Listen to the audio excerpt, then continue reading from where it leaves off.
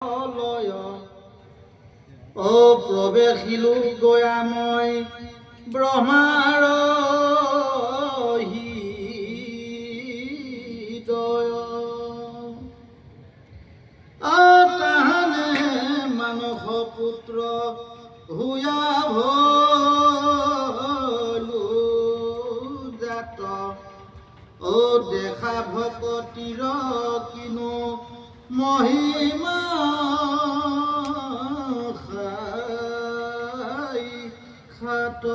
কৃষ্ণ এয়া ভকতিৰ মহিমা দেখিছে। নাৰদে সেই দাসীকুটৰ দেহ ত্যাগ কৰাৰ লগে লগে ব্ৰহ্মাত লীন গৈছে। ব্ৰহ্মাত লীন হৈ মানৱ পুত্ৰ হিচাপে পুনৰ জন্ম গ্ৰহণ কৰিছে। আমিবিলাকো নহমনে তেনেকে? যেন জোকে তৃণ এৰি আৰু তৃণ ধৰে, হয় নহয়? আমি মানুহবিলাকে কওঁ মানুহ এটা মৰাৰ পাছত শ্ৰাদ্ধ পিণ্ড নোযোৱালৈকে বোলে সি আশে পাশে ঘূৰি থাকে, হয়নে বাৰু? হয়নে বাৰু?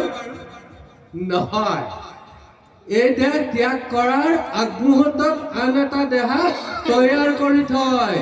কৰ্ম ফলে জীৱা জন্ম হুৱে সংসাৰ। মই যদি ভাল কৰ্ম কৰিছো মানুহৰ পেটলৈ যাম, নহয়নে বাৰু? মই যদি বেয়া কৰ্ম কৰিছো তেতিয়াহ'লে গৰু পশুৰ পেটলৈ যাম, গৈ বিভিন্ন যন্ত্ৰণা কবলত পৰিব লাগিব। যেনেকৈ ঘড়ীৰ কাঁটাই ৬টাৰ পৰা গতি কৰি পুনৰ ৬টাত অৱতীৰ্ণ হৈছেহি, তদ্ৰূপ তেনেকৈ আমাৰ এই জীৱনটোৱে এই লেট্ৰিনৰ পোক দেখা পাইছে নহয়, লেট্ৰিনৰ গাঁতত লেউলুৱাই থাকে। সেই পোকটোৰ পৰা আৰম্ভ হ'ব আমাৰ জীৱন। আৰম্ভ হৈ হৈ ৮৪ লক্ষ কোটি নৰক জনী ভ্ৰমিব লাগিব। তাৰ পাছতো বোলে দেহত পাপ শেষ নহয়, কিছু পাপ ৰৈ যায়, আহি মানুহৰ জন্ম পাওঁ। মানুহৰ জন্ম ৩বাৰ পাওঁ। ৰিচাৰ্জ দি থৈছে। নাৰদে পাইছিল নে নাই নাজানো দেই, সেইটো নকওঁ, কিন্তু মানুহৰ জন্ম ৩বাৰ পায়। এই ৩বাৰত যদি আমি তেওঁৰ চৰণত ভকতি কৰিব নোৱাৰো তেতিয়াহ'লে ফাউল হ'ব লাগিব, গোল হ'ব কোনো কাৰণত আৰু নোৱাৰে, হয় নহয়? কৃষ্ণ আহক। ৰাম ভকতিৰ প্ৰভাৱক হন্তে অদ্ভুত হৈলো অৱতাৰময়ী হোয়া দাসীসূত। এ মহাহৰি প্ৰসাদে তৰিলো ঘোৰ মায়া হে নহ জানি ব্যাস জগতকে নাৰদে কিন্তু এইটো তেওঁৰ কাৰণে ভাল কথা কৈছে যে হৰিৰ প্ৰসাদত তেওঁ ঘোৰ মায়া তৰিব পাৰি। বিয়াই পতা নাই, ল'ৰা ছোৱালীয়ে নাই নাৰদ, গতিকে তেওঁ তৰিব পাৰিব। আমি এতিয়া বিয়া পাতিলো, ল'ৰা ছোৱালী আছে, আইগৰাকী আছে, এই সোপাক এৰি কেনেকৈ মই হৰিৰ চৰণত ভকতি কৰিব পাৰো? নাৰদৰ নাই কাৰণে নাৰদে ভকতি কৰিব পাৰিলে, মায়াক তৰিব পাৰিলে। আমি তৰিব পাৰিম জানো? আমিতো নোৱাৰিম। আমিও তৰিব পাৰিব লাগিব। সেইকাৰণে পাখণ্ড মৰ্দনত কৈ থৈছে, অ আতি লয়লাক বিষয় সুখ ঐ আকে লাগি ভৈলা হৰি মুখ। বিষয় সুখন ইমান ধুনীয়া।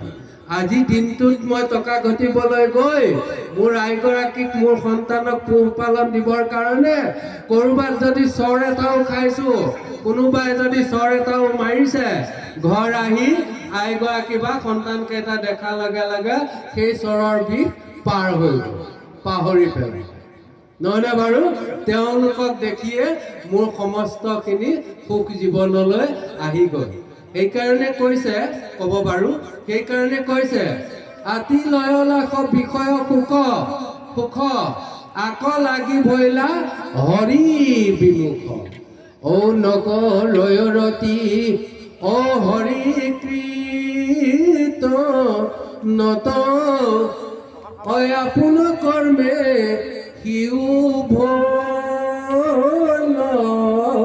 হত নিজৰ কৰ্মৰ দুখে নিজে অধোগতি গলো হয়নে বাৰু নিজৰ কৰ্ম ফলে নিজেই অধোগতি গৈছো ঈশ্বৰে আমাক অধোগতি যাবলৈ জন্ম দিয়া নাই কিন্তু আমি নিজৰ কৰ্ম দুখে আমি নিজেই গৈছো বৰ্তমান সময়ত আমি লোকগীত কিছুমানত গাওঁ যে কলিৰ লোকক মায়াই মহিলে খনেকে কামিনীক পাই সংসাৰ ঢাকি পৰিল মায়াৰ জালে ধৰো তা কোনোৱে নাই ধৰিব নেকি কোনোবাই ঈশ্বৰে তাক সহায় নকৰে এই যে আমাক কিহে মোহিছে এই কামিনীজনী আমাক বিভোৰ কৰি ৰখাইছে সেইকাৰণে যেতিয়ালৈকে দেহত বল শক্তি আছিল জাম্বুবানে কৈছিল ঐ আগে নিচিনিলো এবেকে জানিলো ঐ এন্তে তুমি শ্ৰী ৰাম যেতিয়ালৈকে দেহত বল আছিলে তেতিয়ালৈকে ঈশ্বৰ বোলা লোকজনক চিনি নাপাইছিলো যেতিয়া বল নোৱাৰা হলোগৈ সদৌ শেষত তেতিয়া গম পাইছো আগে নিচিনিলো এবেকে জানিলো এন্তে তুমি শ্ৰী ৰাম অজ্ঞানীৰ দুখ ক্ষমিও কবাপ চৰণে কৰো প্ৰণাম এতিয়াহে সদৌ শেষত মই বুজি পাইছো যে প্ৰভু তুমিহে মোক কৃপা কৰিব পাৰিবা তাৰ বাদ বাকী আনে এইবিলাকে মোক কৃপা কৰিব নোৱাৰে কৃষ্ণ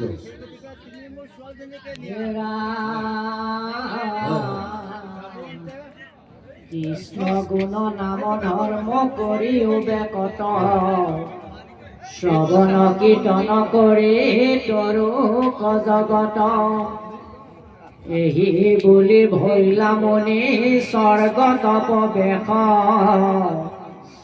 ব্যাসো শান্ত চিত্ৰ ভৈল পায়াই উপদেশ কৃষ্ণৰ মূৰ্তিক পাছে কৰিল অন্তৰ্ধ্যান হৃদয়তে কৃষ্ণক দেখিলা বিদ্যমান এতিয়া গম পালেনে কৃষ্ণক চিন্তা কৰোঁতে কৰোঁতে কৰোঁতে কৰোঁতে হৃদয়তে ভগৱন্তক দেখা পালে নহয়নে বাৰু গোপীসকলে আমি ৰাসত গাইছো নহয় ও নাযাবা নাযাবা প্ৰভু এ আমাক এৰিয়া ও তুমি তৰু আমি লতা ও থাকিব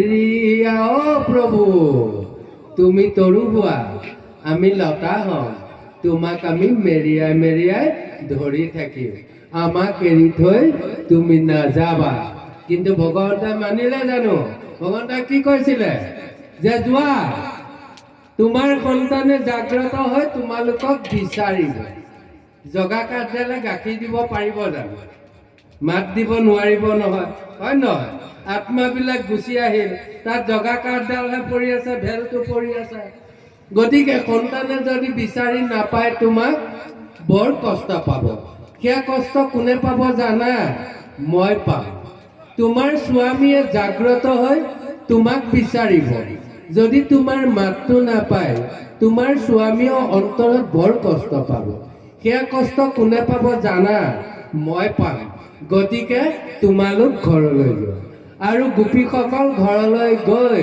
খাওঁতে শুওঁতে উঠোঁতে বহোঁতে কাম বন কৰোঁতে কেৱল কৃষ্ণ নামেৰে গাই আছে কৰি আছে গাই আছে কৰি আছে এনেকৈ গাওঁতে গাওঁতে গাওঁতে গাওঁতে এটা সময়ত গৃহ সংসাৰৰ কথা পাহৰি গ'ল কৃষ্ণ ভাৱত লীন গ'ল যেতিয়া কৃষ্ণ ভাৱত লীন গ'ল তেতিয়া কি কৈছিলে ও পাইলো পাইলো ৰে প্ৰাণধন মুকুন্দ মুৰাৰী নহয়নে বাৰু? এতিয়া তোমাক পাই গলো আৰু এতিয়া ক'ত যাবা প্ৰভু? গতিকে আমি প্ৰতি মুহূৰ্ততে যদি ভগৱন্তৰ নাম লওঁ, ভগৱন্তই আমাৰ লগ ল'বই লাগিব। একেবাৰে এইটো ধ্ৰুৱ সত্য। ভগৱন্তই আমাক কোনো কাৰণত সংগবিহীন নকৰে। তেওঁ আমাৰ লগত থাকিব যে থাকিবই, কোনো কাৰণত আমাক এৰি থৈ নাযায়। কৃষ্ণ ৰাম কৃষ্ণৰ মূৰ্তি কপাছে কৰিল ধ্যান, হৃদয়তে কৃষ্ণ কদে খিলাবি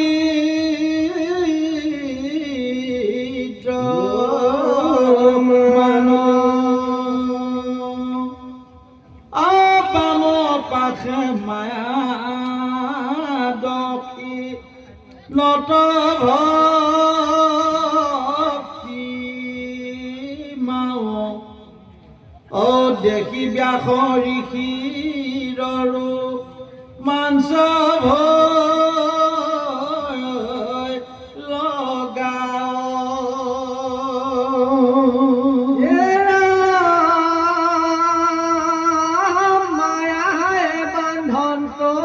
ভক্তি মাটি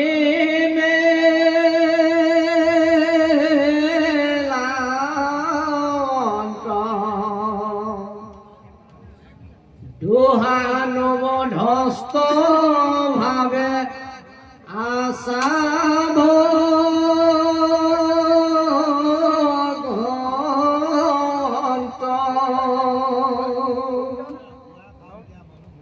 বন্ধৰ মুখৰ হেতু দেখি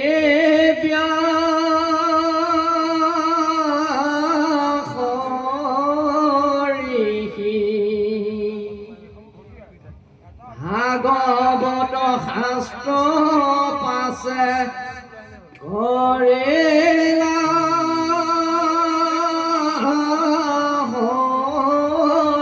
কৃষ্ণ এতিয়া ব্যাসে কেনেকৈ দেখা পালে? ভগৱন্তৰ কথা চিন্তা কৰোঁতে কৰোঁতে কৰোঁতে কৰোঁতে তেওঁ সমস্তখিনি হৃদয়তে দেখা পালে যে ভগৱন্তৰ বাওঁ পাশে আছে মায়াৰাণী আৰু সোঁ পাশে আছে ভকতীৰ ৰাণী। মায়ায়ে কি কৰি আছে? বান্ধি আছে, ভকতীয়ে মেলাই আছে, হয়নে? বন্ধনৰ পৰা মুক্ত কৰি আছে। এই দুয়োগৰাকীৰ মাজতে কোন আছে? ভগৱন্ত পুৰুষ। গতিকে আমিও দেখা পাব লাগিব, নহয়নে বাৰু? কেনেকৈ দেখা পাম? ব্যাসে সাক্ষাৎ দেখা পাইছে নেকি? নাই। ভাৱনাৰ জৰিয়তে ভগৱন্তক এনে ৰূপত দেখা পাইছে।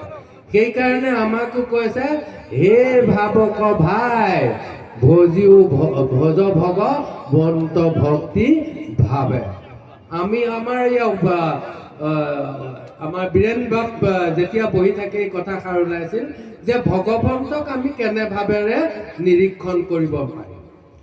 ভগৱন্তক আমি ভাৱনাৰ ভাৱেৰে, ভাৱৰ মাধ্যমেৰে আমি তেওঁক দেখা পাব পাৰিম। বেলেগকৈ দেখা পাব আমাৰ পৰা শক্তি নাই। পদৰ পৰা মস্তকলৈ, মস্তকৰ পৰা পদলৈ আমি তেওঁক দেখা পাব লাগিব, নহয়নে বাৰু? আজি যদি আমাৰ বাপসকল আইসকলক সোধো ঈশ্বৰক দেখা পাইছেনে, থিতাতে কৈ দিব তৎকালীনভাৱে বোলে নাই দেখা। যদি সোধো আপোনাৰ ছোৱালীজনী বা ল'ৰাটো কেনেকুৱা, যদি ইয়াৰ পৰা দিল্লীত আছে, দিল্লীত থকা ল'ৰাটোৰ ৰূপ বৰ্ণনা ইয়াত মাক দেউতাকে আমিবিলাকে কৰি দিওঁ, নহয়নে? বাপ, ল'ৰাটো বা ছোৱালীজনী বাহিৰত আছে যদিও দেউতা বুলি যেনেকেহে মাতটো দি ওচৰলৈ আহিব, গোটেই দৃশ্যটো মোৰ মনতে আছে। মোৰ ল'ৰাটো ছোৱালীজনীৰ দৃশ্যটো যে মনত থাকিল। এই ভগৱন্তৰ নাকটো কেনেকুৱা, দাঁতকেইটা কেনেকুৱা, গাল কেইখন কেনেকুৱা, এইকেইটা কথা সোধোতে মই কিয় ক'ব নোৱাৰিলো নহয়নে বাৰু মই কিয় ক'ব নোৱাৰিলো নোৱাৰাৰ কাৰণটোৱে হৈছে ভগৱন্তৰ প্ৰতি আমাৰ যিটো হাবিয়াস থাকিব লাগে সেইখিনি আমাৰ নাই শ্ৰদ্ধা থাকিব লাগে সেইখিনি আমাৰ নাই কেৱল অন্য কথাতহে আমাৰ ৰতি মতি সমস্ত কৃষ্ণ